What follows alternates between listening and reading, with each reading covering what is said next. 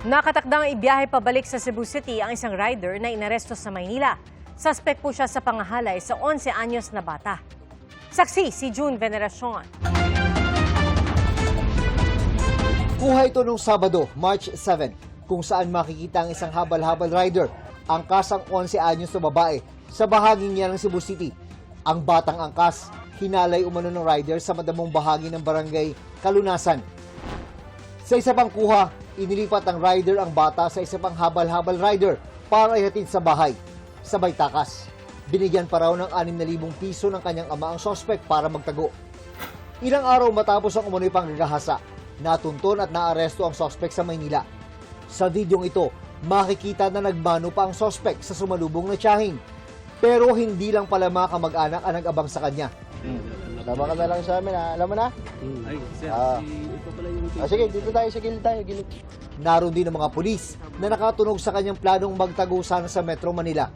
Right now, ang ating victim ay nasa ospital pa dahil yung bleeding, bleed yung bata. 11 years old at that. No? So, dapat lang mahuli siya at sagutin niya sa batas ang ginawa niya. Base sa investigasyon, kinuha ng suspect ang tiwala ng bata sa pamamagitan ng pagbibigay ng maliit na halaga ng pera. Magkapit bahay sila. So, lagi niyang binibigyan-bigyan yung bata. Ano? At the last na nangyari yun is 200 pesos yung binigay niya. Malaking bagay talaga yung ng magulang dito. To check on their kids. Sir, naakusahan ka po na nanggahasa sa 11 taong gulang na babae. Baka gusto niyo kong depensahan niyo sa ninyo.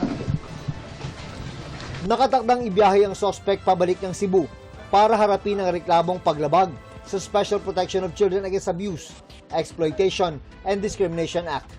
Para sa GMA Integrated News, June Veneracion ang inyong saksi.